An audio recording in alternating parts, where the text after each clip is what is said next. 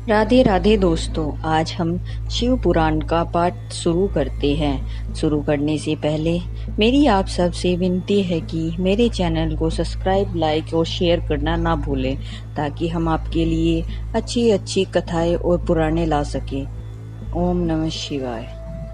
चलो आइए शुरू करते हैं। राधे राधे दोस्तों, आज हम आपको आगे की कथा सुनाते हैं। चलो आइए शुरू करते हैं।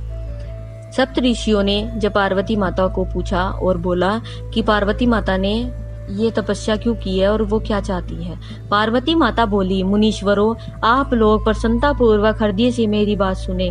मैंने अपनी बुद्धि से जिनका चिंतन किया है वो करना आप अपना वह विचार मैं आपके सामने रखती हूँ। आप लोग मेरे स्वभाव वाले बातें सुनकर मेरा उपहास करेंगे, इसलिए उन्हें कहने में संकोच होता है।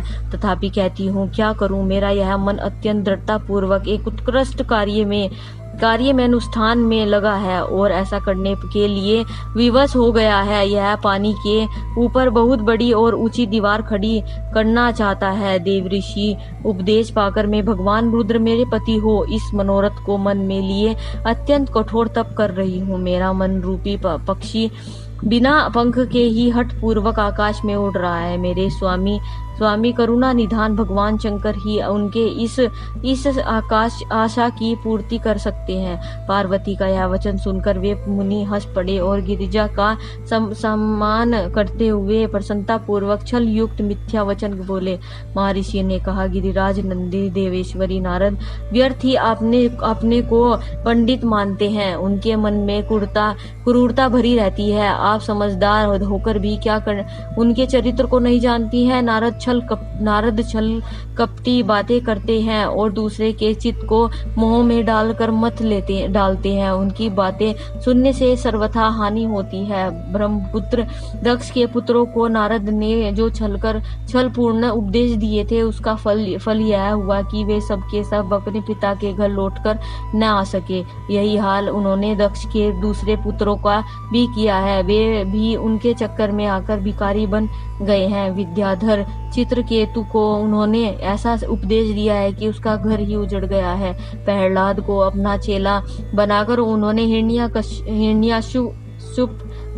से बड़े बड़े दुख दिलवाए। वे सदा दूसरों की बुद्धि में भेद पैदा किया करते हैं। नारद मुनि कानों को पसंद कर आने वाले अपनी विद्या जिसको सुना देते हैं, वही अपना घर छोड़कर तत्काल भीख मांगने लगता है। उनका मन मलिन है, केवल शरीर ही सदा उज्जवल दिखाई देता है। हम उन्हें विशेष रूप से जानते हैं क्योंकि उनके साथ रहते हैं। उनका उपदेश पाकर बड़े बड़े विद्वानों द्वारा सम्मानित होने वाली तुम भी व्यर्थ ही बुलावे में आ गई हो और मूर्ख बनकर दुष्कर तपस्या करने लगी हो।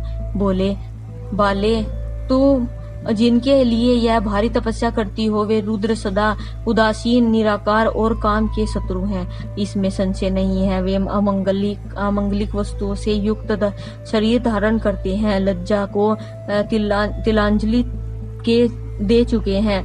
उनका न कहीं घर है न द्वार है। वे किस कुल में उत्पन्न हुए हैं, उनका इसका भी किसी को पता नहीं है।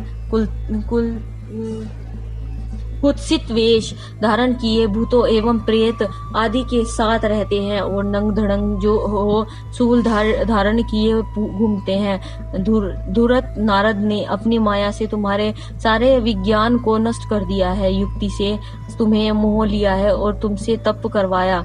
देवेश्वरी गिरिराज नंदिनी, तुम ही विचार करो कि ऐसा वर को पाकर तुम्हें क्या सुख मिलेगा। पहले रुद्र ने बुद्धि से खूब सोच विचार कर साध्वी सती से विवाह किया है, परंतु वे ऐसे मूढ़ हैं कि कुछ दिन भी उनके साथ विवाह निभा न सके। उस बेचारी को वैसे ही दोष देकर उनको त्याग दिया और स्वयं स्वतंत्र हो अपने निष्कल और शोक रहित स्वरूप का ध्यान करते हुए उसी में सुख पूर्वक रम गए।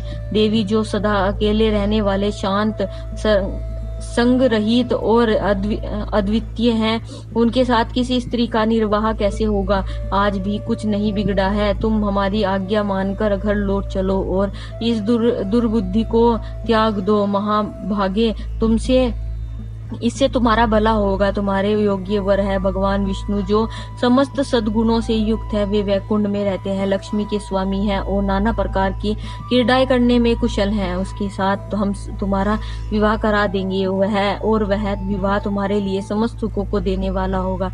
पार्वती, तुम्हारा जो रुद्र के साथ विवाह करने का हठ है, ऐसे हट को छोड़ दो और सुखी हो जाओ। ब्रह्मा जी कहते हैं, नारद, उनकी ऐसी बात सुनकर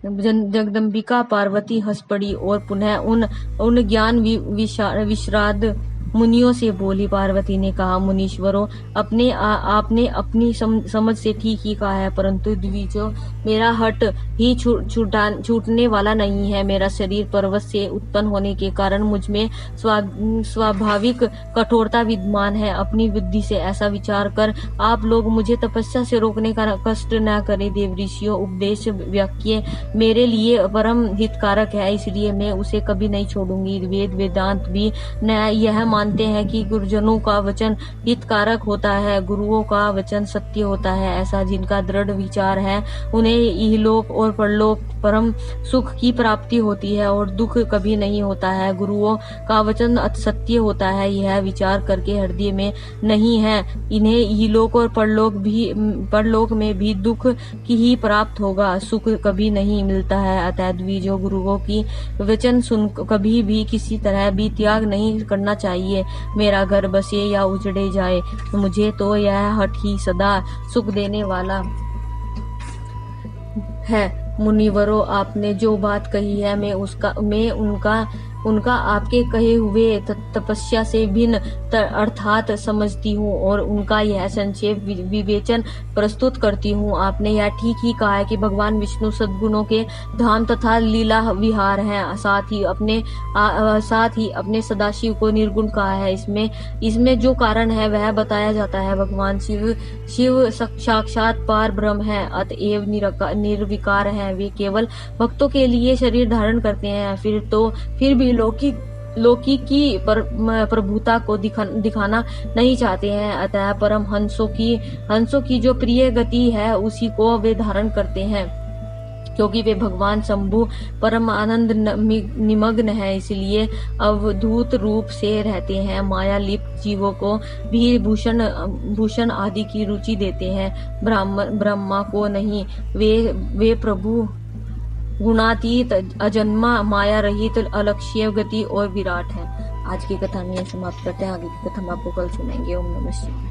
अगर आपको मेरी वीडियो अच्छी लगी तो बेल आइकन दबाना ना भूलें, ताकि आपको मेरे आने वाली वीडियोस का नोटिफिकेशन मिलता रहे। धन्यवाद। ओम नमः शिवाय।